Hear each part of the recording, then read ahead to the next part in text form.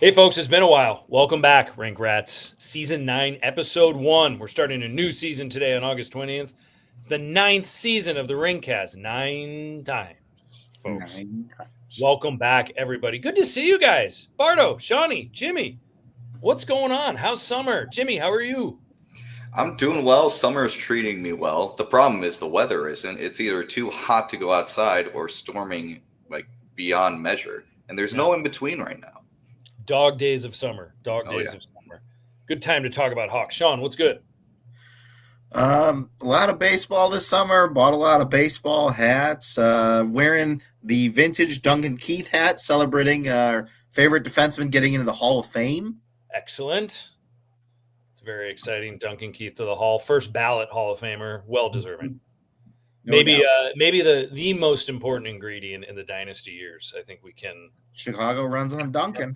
Kind of come to the general consensus that he's number 1, but number 2 on the ice, 2 on his jersey. I don't know, something like that. Bardo, what's shaking, man?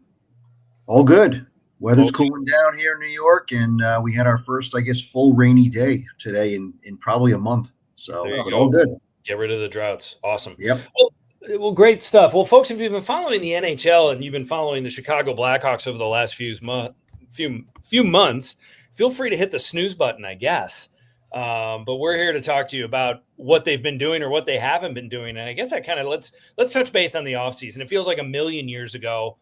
The draft went, they had 3 overall. The early draft, the first 3 picks were chalk, I guess you could say in a sense. They picked Anton Frundell. He's terrific. The Swede, he is will be going back to Sweden after training camp to play with Marcus Kruger on the team. Not even coming for training camp, Andy. He's not even coming? Yeah, so he's not even coming. Not even coming. So he's headed back to Sweden to play with Krugs in the Elite League in Sweden. Good luck to him there. Hopefully it's a quick stop. You never know. Maybe we'll see him in March. You have no idea.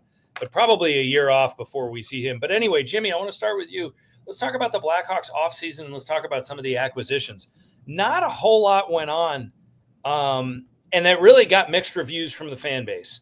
You know, we were talking here, I guess, before, towards the end of season 8 on the Rinkcast about how, well, they're going to have all this money to do all these things with, and then they didn't do a whole lot. I guess it's because of, part of it is everybody else had that money too with the cap going up. But what say you on their acquisitions? The Burakovsky, Sam Lafferty, Dominic Toninato, 31-year-old kind of random guy. Anything to get excited about, or is this just kind of meh? I think the biggest thing is you realize the Blackhawks did not want to follow up what was last summer where they were one of the top 5 spenders. They didn't want to do that again. It was very clear with the salary cap making a huge jump that, fringe players were just going to get too much money. So they decided their big acquisitions were just going to be traded for. Andre Burakovsky, it was a 1-for-1 for Joe Veleno, who ended up being waived by Seattle. He's a 2-year, $5 million per guy. Not a great contract AAV-wise for what he brings, but it's manageable for how much cap space this team has. And then they brought in Sam Lafferty in the trade. I believe it was a 6th-round pick, getting him back from the Buffalo Sabres. So the third time that Kyle Davidson has brought Sam Lafferty into the building. And I think Jeremy the biggest thing. What was that? Modern day Jeremy Morin is what he said. He must bring good snacks on the road. He's probably he must really do. And the big thing he brings snacks on Clark. He brings that, And the big thing with Sam Lafferty, I think he's on a 1-year contract. He's paid $2 million, something along those lines. I want to just give a quick comparison with Sam Lafferty and just the money given out this summer to marginally skilled guys. Sam Lafferty, 60 games last year, 7 points. Michael Eyssimont, you guys remember him. He played with the Sharks. He was with the Lightning for a while. And he's now, he just signed with the Seattle Kraken. He had 16 points. He got a 2-year, $2.9 million contract. This summer was absurd at times, where we were seeing contracts given out to players that just shouldn't have got it. So I think the Blackhawks looked and said, okay, I'd rather just give up a 6th-round pick for Sam Lafferty for a fringe 4th-liner than give a fringe 4th-liner term. I think I had mentioned this earlier when it came to the Blackhawks moves or lack of moves. Sometimes they'll win the game. You have to not play. And this was the summer of overspending, and the Blackhawks didn't want to, pay. Yeah. And I completely agree with the philosophy of that. Yeah, I mean, I guess in some sense it felt disappointing at the time because, we were all hopeful going into free agency that maybe he was going to get creative, Kyle Davidson, and pick up some sort of splash or be able to lure a top quality free agent. But nobody wanted to sign with Chicago, not the likes of a Mitch Marner or anyone of that fabric. You're not coming to Chicago when winning right now is the most important thing in your career. So certainly understand that. At the same time, Bardo, I guess it's buckle up for another long season. Is that kind of where we're at right now? Well, let me ask you this question, because you just said something that I want to jump on is who was the free agent that everyone wanted? It was Marner. He was never coming here. No, and he was gone really early. He never even hit free agency. No, it was the night Yeah, before he never hit free agency, and we all discussed that this class was one of the worst free agent classes we've seen. Couple that with the salary cap going up, so you knew the salaries were just going to be absolutely ridiculous. So the smart move was for the Blackhawks was, hey, we're going to sit this one out and we're going with the kids, and that's where they are. There was nobody in this class that was going to make a difference. Even Marner was not going to necessarily lift this team up, because they're so young. I mean, they're so inexperienced, and they're just, devoid of, ready-made talent. These guys are still developing. So, timing is important when you think about it. So, I mean, at this point, it's right now, you're just hoping that these kids just continue to progress, that, Nazar looks like a core player, and based on what he's done in the on the international stage, that Bedard is ready to take another step forward in year 3 with, improvements on his skating and also improvements physically. So, yeah, I think at this point, it's not going to be a playoff season, but I think you just hope that maybe they're not in the bottom 3. Maybe they get up a little bit closer to the playoffs picture, but miss it. But yeah, I think at this point, it's not going to be a playoff team. No, absolutely not. I mean, I don't think, Sean, I want to ask you this question. Good stuff on that, Bardo. And you're right. It just wasn't the time to make a big splash. But Sean, curious, I think the mentality over the last couple of years with Kyle Davidson, when he brought in guys like Corey Perry and he brought in guys like Pat Maroon and he brought in, Alec Martinez and some of these golden smoothies in the twilights of their career, overpaying them to kind of work with the young kids. And the whole idea was behind development, slow development. Don't throw the kids out there too much. Are we nearing the point, though, right now where it's, hey, play the kids? Like, yes. Now let's just see what they can do. I think it is, because if they were going to be active in free agency and there wasn't a marquee player that moved, right? There wasn't anybody that went. Nikolai Ehlers is the big one that moved. Anybody else you bring in blocks a kid. So why not, if you're going, give the kids the long runway now? Now there's no, like you said, there's no golden smoothies blocking the kids. Now it's the kids' runway. They can develop at the NHL level. I think they have the coach who's going to hold everybody accountable. Alex DeBrincat said in an interview about why is his name escaping me? I don't know. What was his name again? The new coach? I can't remember. Jeff Blashill? Jeff Blashill. Yeah. Yeah. Sorry. Warren Henry? Alex DeBrincat said that the party is over, that Blashill is going to hold everybody accountable. Good. So, these young kids are going to have the runway, and they're going to be held accountable now with nobody blocking them. So, if this team takes a jump, it's based on all the kids play. If it's a regress, it's based on the kids. There's no more excuses. No. And to go back to what you were saying, spending money, nobody moved. Nobody moved. Nikolai Ehlers is the biggest name that moved. And he's not even huge. Brock Besser stayed home. Marner was traded. Florida kept everybody. Nobody moved. So, yeah, it's all about the kids. It's all about the runway this year. I like it. Good call. So, I mean, to that end, so the guys that they have right now are actual placeholders if the kids need more time in Rockford or if someone isn't ready necessarily. I mean, Sam Lafferty, sure, he can play in a bottom 6 role, whatever. This Dominic Tony Nato, if that's even how you pronounce his name. Sorry, Dominic, out there. I mean, the reason I don't know how to pronounce your name is no one really knows who you are. You're 31 years old, and you've been bouncing back and forth in the AHL and the NHL. And that's probably going to be the AHL captain.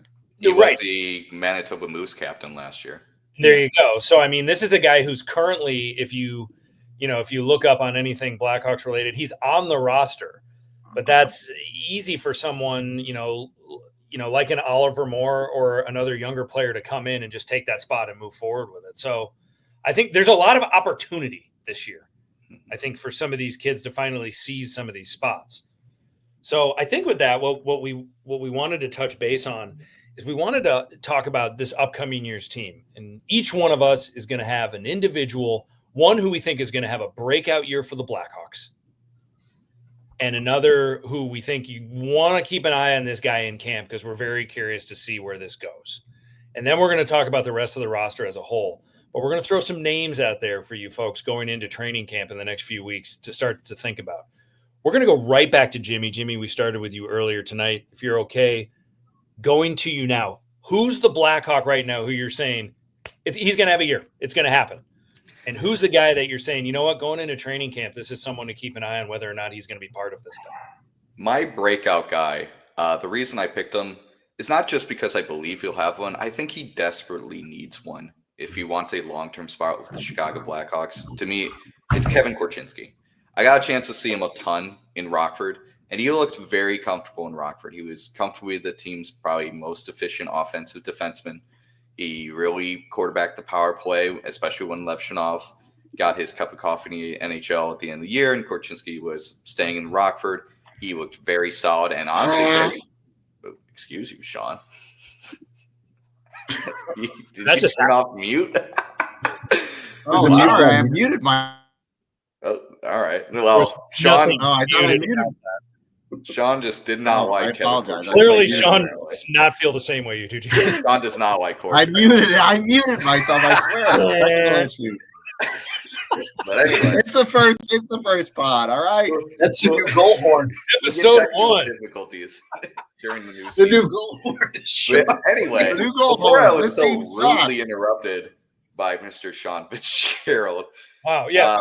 Continue, Jimmy. Continue. Before I was so rudely interrupted, I believe very much in Kevin Korchinski. I thought he had a very efficient year in Rockford, and what I heard most from him in terms of just his media availability when he would talk about his offseason goals, he knew he needed to get larger. He needs to become a more filled out hockey player. He admitted last summer he spent too much time on the ice in the offseason, not enough time in the weight room.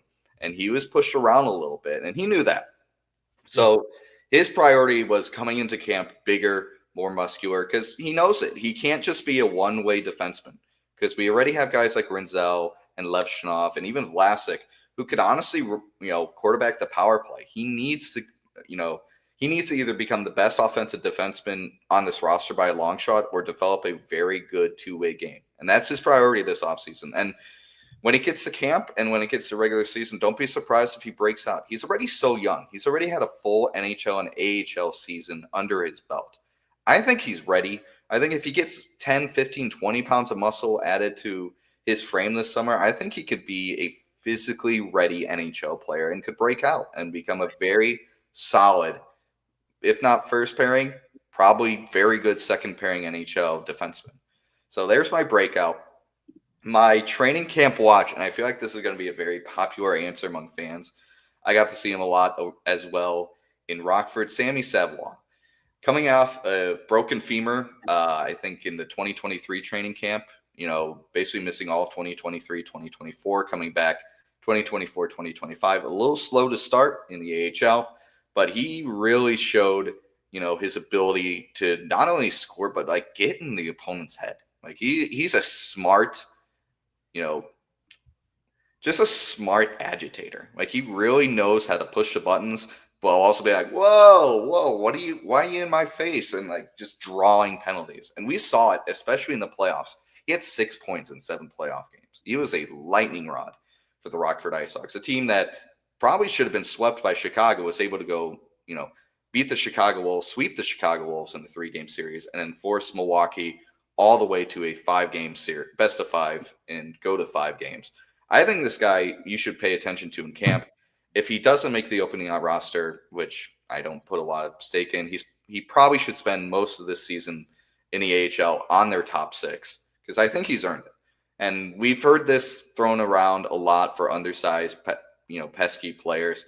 But like, don't be surprised if you start seeing the Andrew Shaw comparison. Like, ooh, look at this, underrated, undersized forward that gets in front of the net, gets in the opponent's face. Is a real agitator. We hear that all the time. But Sammy Savoie, I really believe, can be that bottom 6 agitating, scoring 2-way undersized forward that a championship team needs. So that's my training camp watch player. Love it. Let's go back to Courts real quick, Jimmy, if we can, just to open it up to the group. I mean, what is holding Korchinski back lineup wise? Alex Vlasic, left-handed shot defenseman. He's probably, as of right now, your top pairing defenseman on the left side. Will be Alex Vlasic this year. We're going to get into Ethan Del Mastro in a little bit. Sean's got some commentary on him. He might be a guy on the left side that could be more permanent this year. It's possible. But then other than that, it's Nolan Allen and Wyatt Kaiser, and that's it. So Wyatt Kaiser still hasn't signed, by the way. It's a restricted free agent who still hasn't signed. No one really knows what's going on there. But it does seem like the door is open for Korchinski to seize an opportunity here. A lot of people don't like that notion. A lot of people think he's not ready, and maybe he's never going to be ready. But with the kind of D that they have right now, I agree with you, Jimmy. I think this is the time to do this. And I do think there's a shot for him to make the team out of camp this year. With what they have on the right side, with Rinzel and Levshinov and Connor Murphy, start building that familiarity with a good pairing. Yeah. He already has that a little bit. Pressure maybe off of him too, because with Levshinov and Rinzel sort of being the stars, it takes a little pressure, I think, kind of off of him a little bit. I mean, Vlasic is right now their best defenseman, probably, but I think a little bit of the pressure should be off of him now because he doesn't have to be the guy. No, he doesn't have to be the guy. Absolutely not. If you pair him with Rinzel or Levshinov, there's a possibility that could really be helpful. I mean, Kevin Korchinski's played 92 NHL games. That's more than any of these guys. And he's only 21 years old. He's 21 years old. Yeah. He was the second youngest defenseman in the NHL last season. Yeah. When he played in the NHL. He's still super young. And right now, Rinzel takes time. Yeah. And right now, Rinzel is 21. Sometimes it take time. Yeah. Well, they all say that. I think Kaiser's hit the ceiling. I'm done with Wyatt Kaiser. I just don't see it. The hockey wizards always say that it's 200 games before you could really see what an NHL defenseman is going to be. Yeah, I mean, I thought he had a really good screen when they called him up. He was great in the Boston game. Had a beautiful goal. Jimmy, what were you going to say? I said, we brought him up at the top of the show. Duncan Keith, probably the best defenseman of our generation of the 21st century. He looked like shit for the first 2 years of his NHL career. He looked legitimately unplayable at times. Yeah, and he was the exact same size. I mean, he was undersized, frail. He was this tiny guy. Yeah, and what he did was he just bulked up. He just realized, I just got to get physically stronger, and that's the thing Kevin Korchinski needs to do.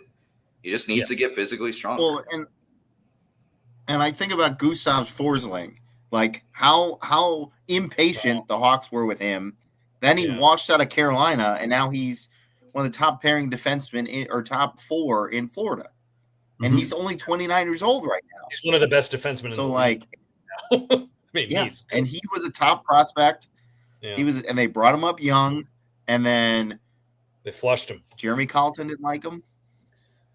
Weird. Wendell didn't like him, and so. A guy who knows hockey as well as Jeremy Colleton. I'm shocked. God, what a piece of work. All right, great takes, Jimmy. Great takes. So now I'm all on the Sammy Savoie. Going to be watching him at training camp, which is cool. All right, moving along. We're going to go to Sean next, if that's okay with you, Bardo, because the idea of that left side came up. Sean's got a couple guys he wants to talk about. Who's your breakout guy this year, and who's the guy that we should all be watching? So Ethan Del Mastro is my breakout guy. Like you said, he's a left-handed shot. They need another left-handed shot defenseman to secure in like the top 4, even in the bottom pairing. He played at the NHL level. I thought he played pretty well last year in his 47 games up. And then he went down, obviously played the 7 playoff games. He had 2 assists in that. He's physical. I think he just needs that long runway this year. Just give him the full year up there. Let him showcase his talent. Yeah. And he was also an AHL All-Star before that. Their lone All-Star, I believe, right. 2 years. That's right. Yeah. So he's played in big games, played in the playoffs. He's a big guy. I like him. So you think he's breakout year? I mean, you think makes the team right off the jump? Yes. 6? I think he makes the team out of camp. Okay. And I think he's in the top 6 defensemen. I don't think he's a 7 or an 8. I think that's Nolan Allen, and if Kaiser signs, they're 7 or 8. Yeah, maybe Nolan Allen might be the odd man out. I mean, if Korchinski makes it, EDM makes it. It'll be interesting to see where those guys play. If EDM is, I don't know. It almost seems like one of them might not if they sign Kaiser, but I don't know. They're obviously not in a hurry to deal with Wyatt Kaiser right now. Or Kaiser doesn't want to sign. Yeah. Well, I don't know. He has no leverage. He's an RFA. No, 0. I mean, I'm sure his agent right now is looking at guys with similar stats to him saying, well, he should be paid X amount of dollars because of all the time he's put in. But at this, and maybe he's also, kind of fighting for the best contract he can get, knowing that his NHL career is not going to be very long. He's just at home with all the Ben Pope praising articles on his wall, looking like, I know I'm this player. And it could also just come down to, like, he wants a roster spot. And as we've mentioned, there's so many left-handed defensemen. Like, does he want to sign with the idea that he could be the 7th guy by the end of the year and his value tanks? So that could be a motivation in negotiations as well. Like, hey, I want a guaranteed roster spot. I want to play every night, which who knows if he will. Like, if Korch and EDM become the breakout guys we hope they are. Yeah, I don't. That's the thing. I mean, if those guys have really good camps, are you saying, hey, Wyatt, I don't know if you're going to be up here? You should think about that. I don't know if the Hawks will have the stones to do that. They might say one of EDM or Korchinski's going down to start the year in Rockford. But I don't know. I mean, Wyatt Kaiser, he doesn't have a whole lot of leverage right now. I mean, none, actually. He's like the oldest. He's one of their older defensemen. He's 23 years old, and he's like ancient on this team with all the young D that they have. I don't know. EDM, like Tab Bamford really sees EDM in a top 4 role this year. Yeah. I don't know. Who knows? I mean, it's so hard to predict. If that's the case, I don't know if we see Korch as a 5. I think would love it if Korch has the kind of camp where he's in the 4 spot and EDM's in the 5 spot, if Korch is doing that well, but who knows? We'll see. I mean, that works either way. Like, I would like Korch to be in that spot. EDM's at 5. They're still all in the NHL, still all developing together. I think that's good for that group. Yeah. And who do you got? Who's the watch kid in camp? So I'm going to go with the training camp phenom from last season, where X and Twitter or whatever it's called, all these scouting geniuses lost their mind last year. AJ Spellacy. That's who I'm going. People were going insane for this kid last year. Yeah. Oh yeah. I mean, people were like, "Oh, I want him in the NHL today," and it's like, what are you talking about? Yeah. He's had another year in the OHL under his belt. He put up similar numbers. Like, he didn't have a breakout year in the O. Right. He's 19 years old.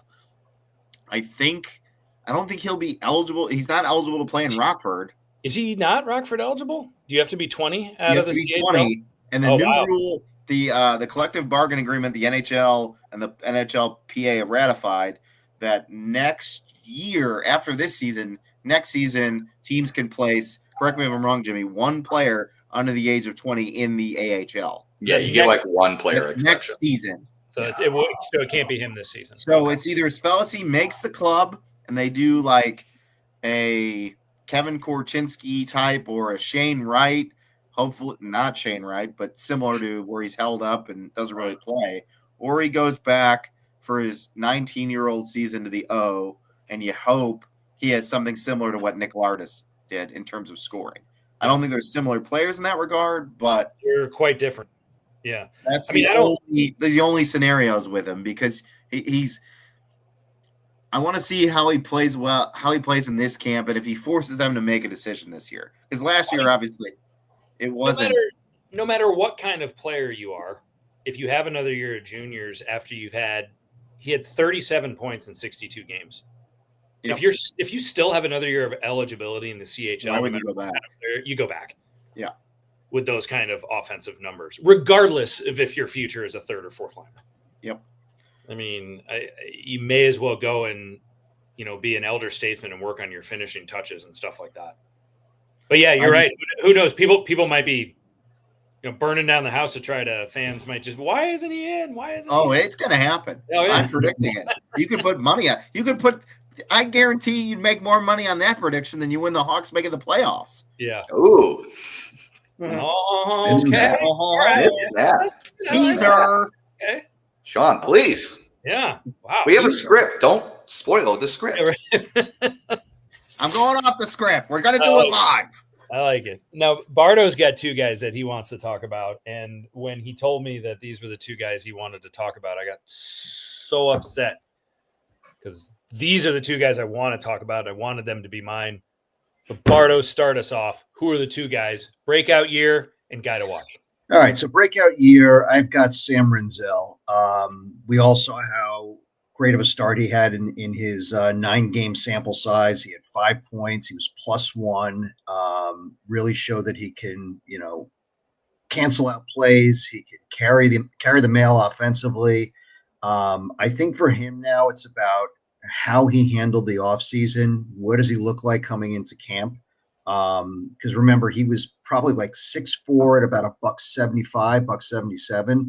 So that's kind of tall and lanky. So I think he's going to need to put a little bit of bulk on his body. So hopefully he comes in maybe at $185 or so. But yeah, I mean, I think how he plays off of, last season's, cup of coffee is going to be important. And I think I'd be curious to see how Jeff Blashill handles him and how he wants to use him. Does he immediately put him into, a first pairing role with Vlasic or whomever?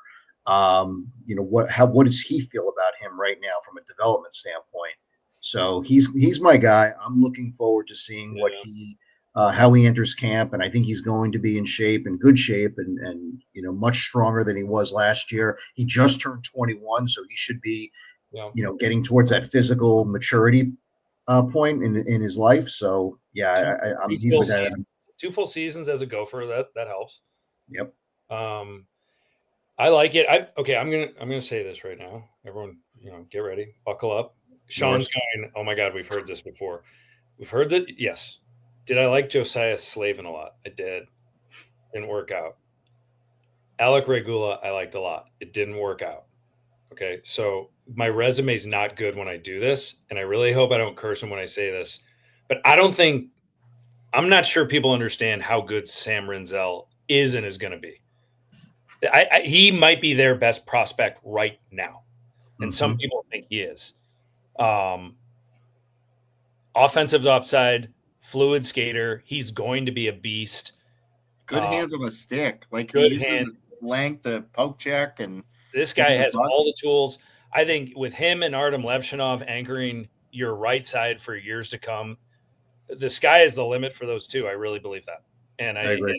And I think that, I don't think it is not out of the realm of possibility that one of Artem Levshinov or Sam Rinzel is a Calder finalist or in Calder conversations as the years go on, as this year goes along. Yeah, I don't think that's out of the realm of the possibility at all. Now, I mean, they're going to be looking for probably people that are more offensive to win the award. But Sam Rinzel is that guy that when there are games where the Blackhawks win, he might have 2 assists and play 26 minutes. Levshinov could be one of those guys that's doing the exact same thing. So, I mean, I hope that people understand how lucky the Hawks are to have these two prospects and how great they are. The fact that Jimmy and I have to debate which one's better is really fun. Yeah, and I mean, you look at the last 2 games of last year against Montreal and Ottawa, I think those are proof of concept games. Like, they won both of them. in overtime. Nasty. Yeah. And they were nasty. They were so important, both of those guys. Yeah. So even if he doesn't put up the offensive numbers, but if we're starting to see from an analytics standpoint or just the eye test, and you're starting to see him get matched up with number one centers and actually shutting them down, that's going to, open the eyes of voters. So that's important too, especially for a kid that young to step on the ice and be able to do that at a young age. So yeah, but Sean, I know you have every reason to the Alec Regula stuff. I fully. Well, I was just gonna say I thought you were like Wayne from Wayne's World, and you're like, oh, she will be mine. She will be mine. Oh yes, that's what I thought you were doing. No, this is obviously Rinzel, much different hockey player than any of those guys. But Bardo, I agree. I think this is a very exciting time to watch the Blackhawks young blue line develop. Maybe the most exciting since the glory years, or easily the most exciting since the glory years. So I love the Rinzel call. Who's the player to keep an eye on for you this year into training camp, and what becomes of this young man? So the guy that I'm looking at is Ryan Green. Everyone knows him, center from BU. Played the last 2 games of the season last year and looked okay. He definitely looked like he had some potential. For those of you who don't know him, physically he's about between 6'1" and 6'2", weighs almost 200 pounds. So he's definitely got an NHL body that's kind of ready for the big game now. And I would say he's very responsible, two-way game. And his strength is probably more as a passer than a goal scorer, and known for his vision. So I would say that probably his upside is a bottom 6 guy, third, fourth line center. But I think these are kinds of guys that you look for, especially a new head coach. These young guys that can be that reliable two-way center that can win faceoffs, kill penalties. You're looking for that. So yes, there's veterans that you can rely on, but sometimes those veterans are either done or just, these young kids come in and just are hungrier and outplay them. So Ryan Green's a guy, I think if it's not at this training camp, it could be, later in the season or next year. I think he's going to be a very reliable player for them. Yeah. Sort of like a Marcus Kruger became, for Quinville. So I think, keep an eye out for this kid. Yeah, I like it. The thing what could help Ryan Green, he might be just right place, right time. I mean, if you look up and down the Blackhawks roster right now, Connor Bedard will start the season as their number 1 center. But then their only real center that they know is an actual center. It's he can play center, but we prefer him on the wing. The only other one is Jason Dickinson. Who? Oh, I thought you were going to say Louis Reichel. We'll get to him on episode 5. Wait, did you call him Louis Reichel? Yeah, he did. Okay. Just said Lucas. I didn't say Louis. It's been a long, hot summer. We give Sean. I did not call him Louis. Louis. Roll the tape. Roll the tape. Yeah. We'll talk about Louis Raquel at some point later. But I think that we don't. Ryan Green's a center, though. Like, that's what he plays. He is a center. And so I think that there could be a lot of opportunity there with, Dickinson, who knows if he's going to be healthy. I mean, he's a UFA after this year. They probably won't re-sign him. I hope they don't re-sign him. Nazar, maybe center, maybe wing. Tornado, who knows, where he's going to play. So, I mean, there's really a lack of guys that they know are centers. And so that might be where he can fit in. And if I remember correctly, Veleno was a center. So they got rid of him knowing that they had a shortage at the position. So that could potentially be, a tea leaf to look at, that they're opening up a spot potentially for Green to win. Yeah. And Jimmy, correct me if I'm wrong, but I thought that, you mentioned those last 2 games when guys were getting cups of coffee in Montreal and Ottawa. Ryan Green did not look out of place. Oh, no. He played pretty well. Natural third-line center. Shutdown guy, and that's really hard to be at that young age, is to actually come in and be like, I can shut people down, when I'm facing the gritty, tough lines. So I was really impressed by him. I think this is a great pick as a training camp watch. Yeah, I like it. Good pick, Bardo. Good picks, plural. So now to me, I'll go the player who I think is going to have a big year. I'm going Oliver Moore. I'm going Oliver Moore will have a 15-plus goal season. I think, like Ryan Green, he's going to be in a position where they're going to say, all right, kid, are you a center or not? And let's find out. Because of their lack of center depth. This is another guy, kind of like Ryan Green, where, yeah, he put up some goals, he put up some numbers, but when he was playing in the World Junior Tournament and when you prognosticate for his future, maybe a depth, fast center guy who can kill penalties and who can get some grit, and maybe a third line guy ultimately. I'm not sure that big time goal numbers are really in his future. I mean, he hasn't scored yet.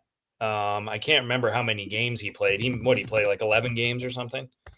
And yeah, but I thought I read they really liked.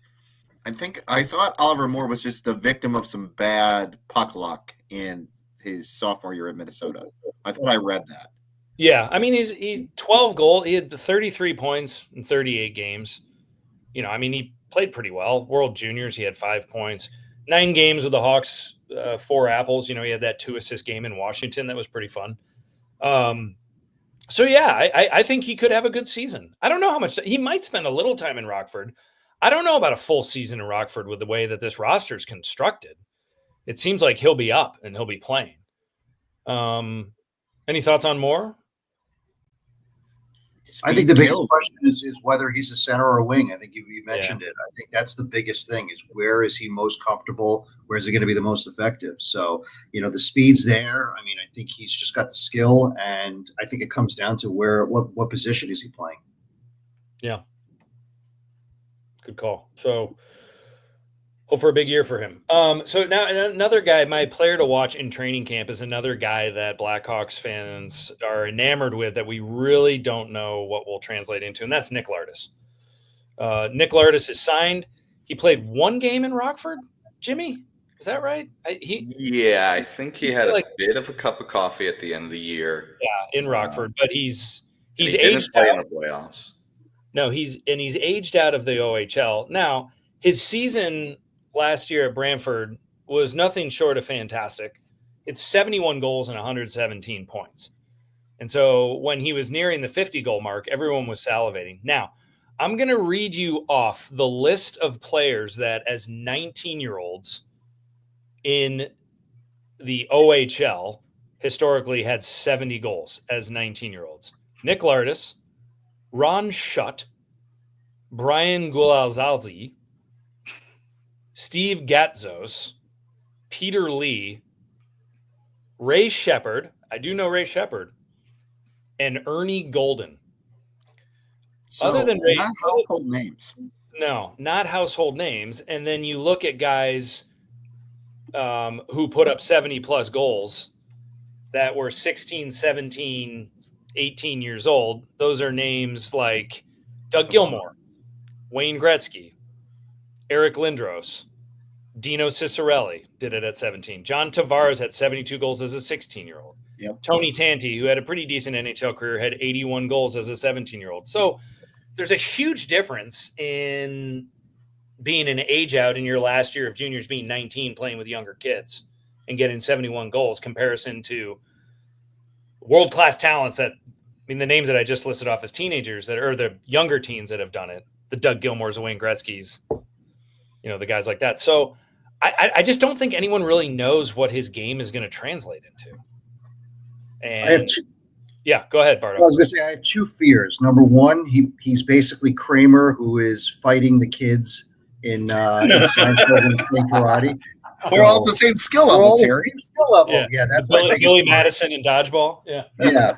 The other comparison I think about, and maybe this is a bad comparison, I'll let you guys decide on this one, but you remember how much of a prolific goal scorer Dave Bolin was in juniors. I mean, God, was he an unbelievable scorer. He was a center, yes, but that never translated into the NHL. Yeah, I think there was a couple seasons where he might have been 20 goals, if I remember correctly, but David Bolin? I mean, he wasn't a stud.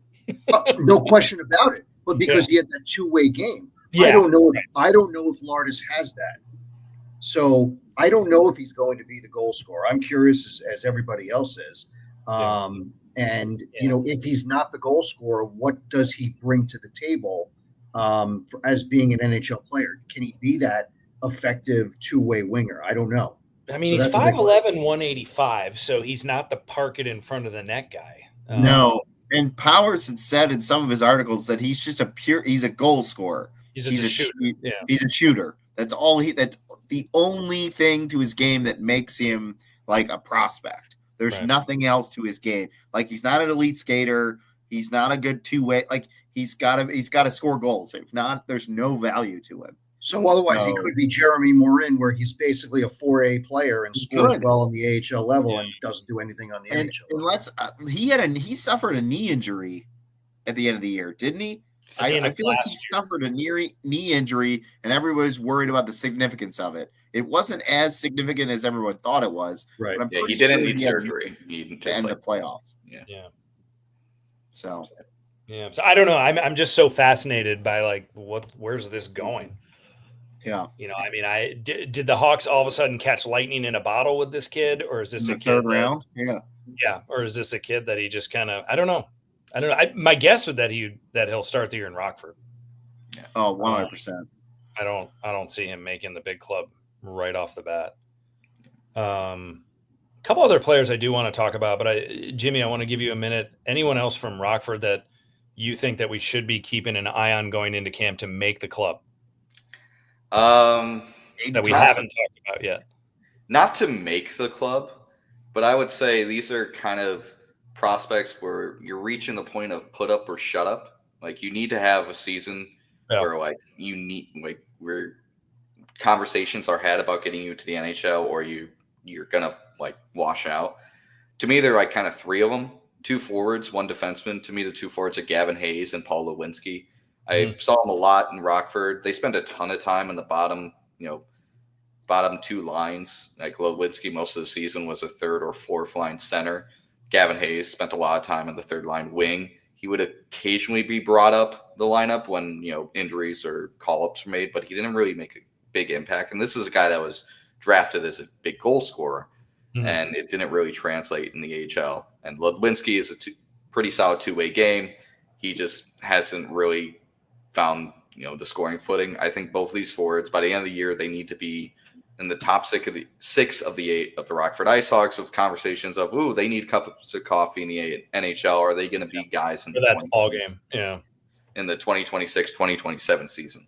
Yeah. And in terms of defensemen, we alluded to him earlier. I think Nolan Allen really needs to have a put up or shut up season, especially with how crowded it is getting on the left-handed defenseman area. I mean, he was a first-round pick in 2021.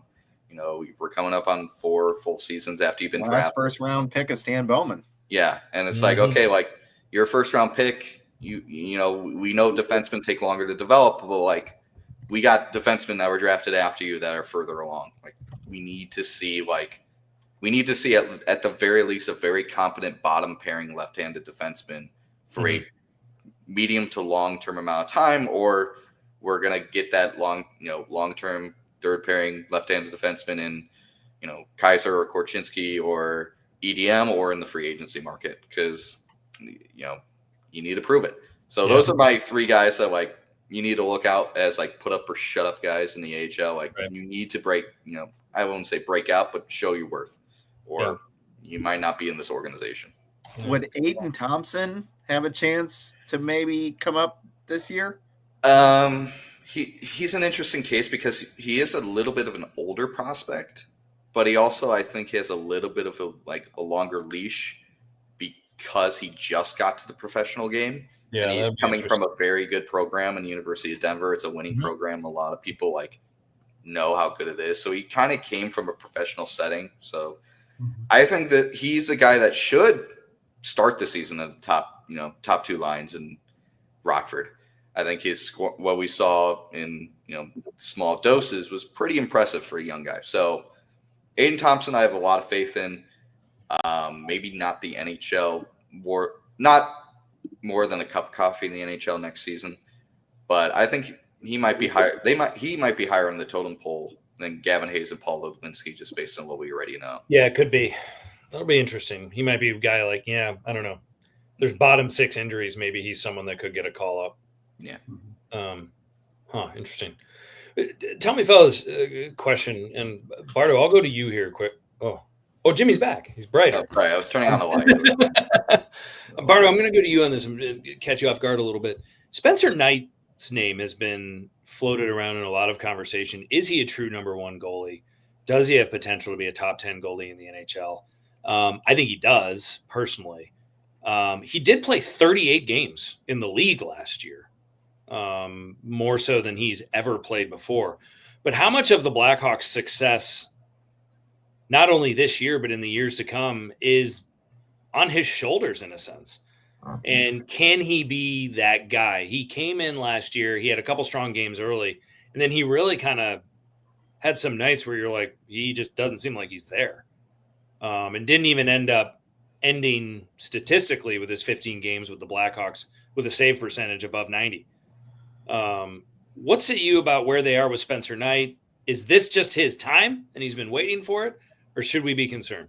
I think this is his biggest opportunity, and just to understand sort of my philosophy on goaltending, I'm a bigger believer in building everything in front of the goaltender, especially on defense. Which so yeah, and all they need is this goaltender to not lose games for them and just be able to make big saves.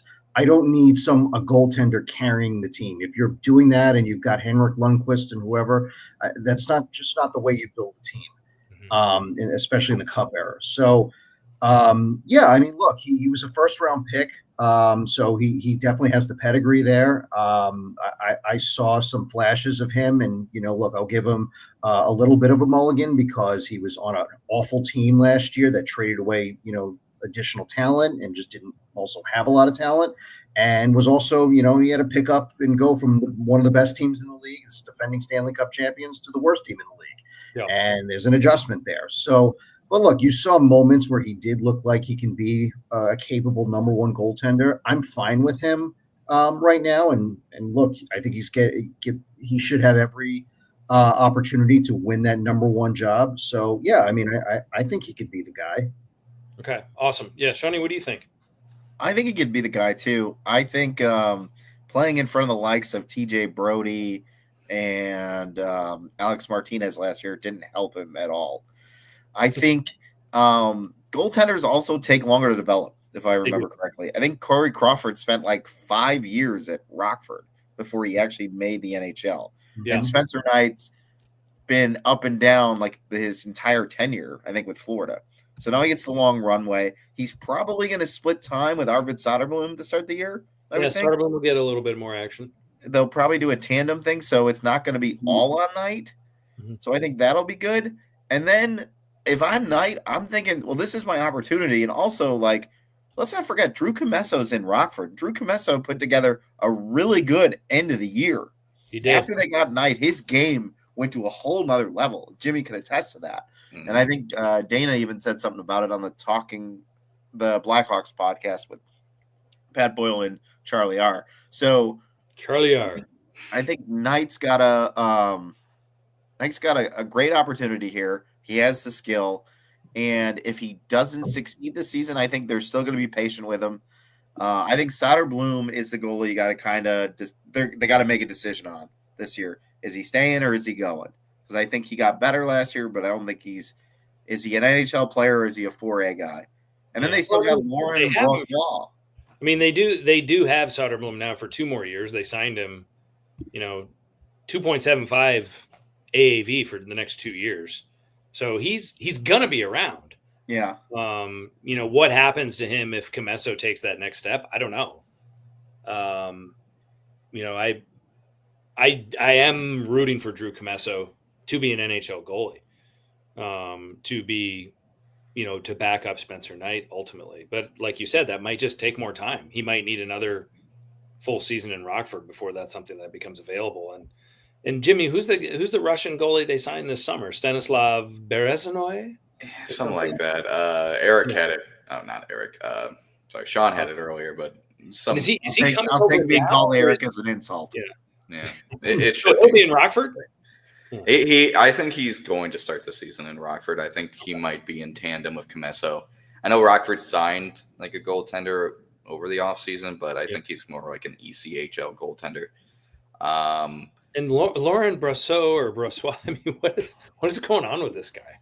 He showed up for the team picture. That was he it. did? That was it. He But I literally mean, was he's making $3 million for the Hawks this year. for Is he this. gonna be- is he his healthy? last year, right? Yeah, he signed a 2-year deal, so I'm interested in seeing if they might move him during the season. He has to play though, then to be moved, right? You can't just. I mean, is use him in the he press box. available? Does anyone know anything about what's going on with this guy? He had They knee don't know what he surgery looks like. twice. Knee last surgery. year. twice. Okay. Mhm.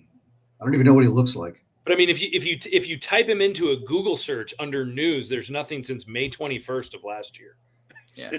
of 2025, and it's some just podunk article about someone being like, "Hey, they should trade him," without giving him a second thought. Yeah, I'm sure he was very valuable at that time. Yeah. I mean, I don't know. That might be a career over type thing. Who knows? Who knows? Must be nice to chill out for $3 million. I'd love And to. then go play in the KHL for Right. Yeah. a bunch of. And he's only under contract just for this year, right? Correct. Yeah, for the rest of this year. So, but I mean, they've got $10 million, $10.5 million in goaltenders right now this year. You know, Spencer Knight, it makes 4.5. Then Laurent B makes 3.3, and Soderblom makes 2.75. So I mean, those three goalies, I mean, they're on your payroll for this year. Those are the three. Yeah. Whether or not Laurent Brossoit plays or not, no one knows. I do hope Comesso gets a shot to come up, though. I do. And I mean, I don't know how many games Spencer Knight plays. 60? I mean, I don't. I think 60 is too many. Oh, Like, probably. I don't think it's probably I more don't in think the anybody. More in the 50s. Yeah. 50s. Yeah, I think Low 50s at most. the days of Martin Brodeur playing like 70 games is. I mean, look at the Winnipeg Jets goalie. They rode him into the ground. Yeah, he He played couldn't stop a 70 thing in the games in the playoffs. regular season. Yeah. Well, and he did the Four Nations too. And The Four Nations, and then he was just He done. looked like Bob Essenza today in the playoffs. he did look like Bob Essenza. Stefan Beauregard. Yeah. Those are some smoothies from the Winnipeg Jets. Mm-hmm. Love that. All right, one last topic. Connor Bedard. Predictions on his season. How do you feel about his off-season regimen? How do you feel about how he approached the off-season? What are we thinking for this year, Jimmy? Kind of like Korchinski, as I alluded to. It seems like he really prioritized bulking and just getting physically bigger. I think that was one thing a lot of people were worried about him when it came to him just being a prospect was, hey, he's kind of small. Can he build up and become an NHL like level size player? And it looks like that was his priority in the offseason. And that's a good thing. That's something you want from your top players, to just at least be able to physically back up your play. When it comes to what I expect from him, I'd love to see him, break that 75-point mark. I'd love to see my very optimistic season prediction for Connor Bedard is he's a point per game guy. He ends the season at least, 82 games, 82 points at least, 30, 35 goals. I think that's kind of where I have my prediction of him. I think it feels kind of disrespectful. I mean, this guy has been the best prospect since McDavid, and his stats back it up. People seem to disregard it because the team isn't good, and it's not a reflection of Connor Bedard. He's still insanely good for what he is, right? And he's the best. He's the best player as a teenager on a professional team. Like you're not going to make the playoffs if that's the situation. But yeah, I think if he bulks up, he plays stronger, gets 75, 80 points this season. That's kind of what I predict. Optimistically, point per game. That's what I'm hoping to see. And I'd love to see what kind of, chemistry he builds with line mates that could be his line mates for a decade. I'm talking, Frank Nazar. Is Alvar Morgan becoming a fast, Brandon Saad-like, winger? That'd be very interesting. I think that's a big priority for him as well, just finding the long-term guys on his left and right if he plays center, or the guy who's going to center him if they transition him to the wing. Yeah, it's funny. It's interesting. I mean, we've talked about this several times, but you look at a lot of the elite NHL players right now, guys like Nathan McKinnon and Jack Hughes, where it wasn't until their third or fourth year where you started to see that real offensive production. And he's kind of ahead of where those guys were earlier in their careers. way ahead of where those guys were in their first 2 years of playing. I guess that where I got frustrated this summer is when he was being criticized for not going to the Worlds, when he was being criticized for not going to play international pond hockey, as opposed to being a 19-year-old kid taking a break and just saying, look, I need a minute. I need to work on other things. I need to work on my habits. I need to stop turning my back to the play. I need to work on my skating. You can go to the Worlds and you can get experience, but you need to get away. And didn't Kirby Doc go to the Worlds and break his wrist? That was World Juniors. World Juniors. But. Oh, okay. Well, regardless, it was an international tournament, and wasn't that, it's like kind of the same thing, because it's like you can't have it both ways. People killed him for going, so yeah. I mean, he was not very happy with his game. At the end of the season, he had stretches last year where he wasn't scoring at all, and he had to fight injury over the first season. He's been in the public eye, and you're 19 and you're going into the summer. Yeah. Take a breather, kid. It's okay. And reset and train instead of make sure that you're putting on every single jersey to make money for somebody else. Yeah. So I think his approach to the offseason was brilliant. You can't walk up at the World Championships. You can't walk up there. No. Frank Saravalli, I think, agreed with you, Andy, saying that he had a great offseason. He really worked on his skating because even though he's never going to be elite fast, he's got to get a little quicker, is what people were saying. And that was kind of the knock on him when he was a prospect coming out. So hopefully that helps his game overall. I'm very frustrated with people saying he's not generational. Yes. Is he not he's not Wayne Gretzky. But Connor McDavid struggled his first 2 years. Like you said, Nathan McKinnon, Jack Hughes. It takes time. The NHL is the elite of the elite. You could still be a generational talent and still take 2 or 3 seasons to get going. Also, like we said multiple times on this show, this team sucked. There was nobody around him. There was nobody around him. Yeah. It's not like McKinnon came into a situation where he had actual NHL players around him. Mm-hmm. And he was able to develop and then become that elite player. Like Connor Bedard, while he's doing stuff like creating bad mistakes and bad habits because he feels like he has to do everything. I think the weight of the entire organization, the entire almost league is on his shoulders every time he steps onto the ice. And people need to take that into consideration when they talk about him. Especially like everyone said, he's 19 years old. At 19 years old, I couldn't even win an intramural bowling game because I'd get so stressed out. Imagine playing NHL hockey. Can't do that today either. No, I mean, it's true. I can't do either. But look at the wrist, man. Come on. No, No, I agree with all that. I think he's gonna blow up this year. I think he's gonna have a big time year. I mean, he's an adult now. I mean, let's also not lose sight of coaching, because coaching matters, and I think that's going to make a big difference. Yeah, a real coach. Give him a little bit of structure, having someone who's been there, done that, experience, etc. Kind of being able to reel him in and give him some tough love. You have to remember he came into the NHL as an inexperienced kid. He's never had an experienced head coach in his career. So no, he has not.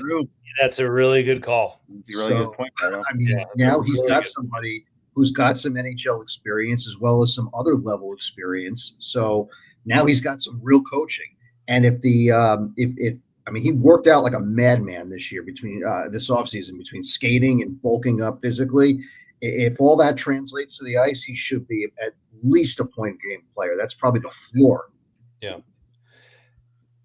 A lot of prognosticators out there have the Blackhawks finishing 31st or 32nd this year. And when you look at power rankings and things like that, what is your best case scenario, worst case scenario for the Blackhawks this year? Bard. Best case scenario, Stanley Cup. Oh, realistic. I'm sorry. Oh, realistic. Hey, anything can happen. Yes, anything can happen. I remember that. Right. I mean, look, realistically, I would say that they finished probably. I'm not going to go into how many points, but I'm going to say that there's probably 4 to 5 teams in front of them for a playoff spot. for the last playoff spot. Yeah. So you could put the numbers in whatever it looks like. Maybe that's 70, 75 points. I don't know.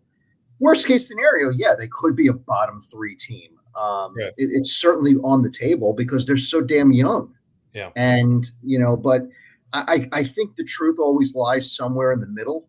So that's where I think it's going to be in between there. So I gave you the floor, I gave you the ceiling, and I think it's going to be probably in the middle. Jimmy, where are you at with this? I'm using kind of what they've done the last 2 seasons. So in Connor Bedard's rookie year, they finished with 52 points. This last year, 61. I think the biggest thing we need to realize too, this last year, they lost a lot of games in overtime and the shootout. Mm-hmm. Like they had 11 loser points. So let's say this team figures out how to play 3-on-3 a little bit better, gets a little bit better in a shootout. The young guys really find their role. I think it might be a slow start, but I think by December, this team will kind of find their groove. But I think a 9-point increase in the same way we saw last year puts them at exactly 70 points. And I think that makes sense. I think this team could finish the year with about 30 wins, 30, 32 wins, handful of overtime losses and shootout losses, get to that 70-point mark. I think if everything goes well, and that is like you don't have a slow start to start the season, you're gelling right away. I think at best this team is 75 points. I don't see them even flirting with 80. I don't think that's realistic. I don't think a 19-point increase is anywhere near realistic. Honestly, a 75-point season of 14-point increase, that's pretty generous. I think this is going to be another building year. I don't think they're going to be horrible. I don't think they're going to take a step back. They don't have any bad contracts. I think guys like Foligno, Dickinson, Murphy, and Brossois, if they're not gone at the deadline, they're not going to be re-signed. This is going to be the the full shedding season of just old people and old guys, but there's going to be positive strides made, and people are going to talk about the 2026, 27 Blackhawks team as is this going to be the playoff team? It's not. It's also not going to be, but maybe that's a team that hits the 80, 85 point mark. Then we start from there. So realistically, 70 points, keep the 9-point increase year after year. Everything goes super well, 75. Gotcha. Sean, feeling similarly? Yeah, I think 70 points is probably a realistic goal. I think if the bottom drops out, they score in the 60s, and they're the worst team in the league again this year. I think that's the worst case scenario. And if Nazar and Bedard and other guys like that regress. So I think on Nazar converting some of those breakaways into goals, that he had the most breakaways in the NHL, I think, during his time in the NHL, and he had that in the AHL. If he converts even half of those, I think they win more. They win significantly more games. Yeah. So I'm with all that. Best case scenario, December or January, people are talking about this team as this is actually a team on the rise. I mean, they'll still probably be 11th or 12th in the conference at that point if things are going well. But people are talking about these kids are really grooving and they're starting to find it. And then maybe with a hint of conversations about playoffs for the following year. I think that's best case. Worst case scenario, they're in the cellar. Young kids get the injury bug, or some young kids, you're like, man, this kid just isn't that good. Yeah. Or maybe worst case scenario, they're getting Gavin McKenna. Yeah, right. So, I mean, which would be great, but I actually hope the play of Bedard and others and Rinzel and some of the young guys are like, okay, this team is going to compete for a cup at some point with these guys. We're building towards something. Yeah, exactly. It'd be. I really hope the only way this team gets McKenna is through some insane lottery luck and not because we. Amen to that. Because if the Blackhawks do finish dead last, a lot did still go wrong. Mm-hmm. Yeah. And a lot of the kids did not play very well. I mean, you think about I don't know. I mean, with any young team coming along, you want to be able to say, okay, this is going to happen at some point where they're going to make some deep playoff runs. I just want that to happen at some point this year where you can acknowledge the progress. And let's be realistic. This season's probably going to be like a roller coaster ride. Like there's going to be highs, there's going to be lows, and then hopefully we start going back up again to end the season. Like that's what we hope is going to happen.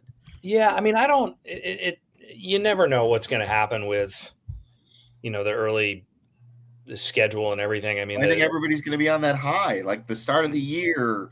It could be, but they start off in Florida with their banner ceremony. They could just get thumped that night. Yeah. Or, I mean, they could lose 7-1. But they score within 6 seconds. Yeah, and then 2 days later, they're in Boston for the Bruins home opener. A slow start is possible because you kind of have a bad combination. You have a young team and a new coaching system. On the road. Yeah, I mean, those are all suck. So who knows? I mean, those are also times to catch teams. Yeah. Maybe they go into Florida and they put up a fight, and then they go to Boston and they win. They could beat the Bruins this year. They beat the Bruins last year. The Bruins are not anything to write home about right now. Yeah. I will say, bold take, this team has a 5-game win streak at some point in the season. That'd be great.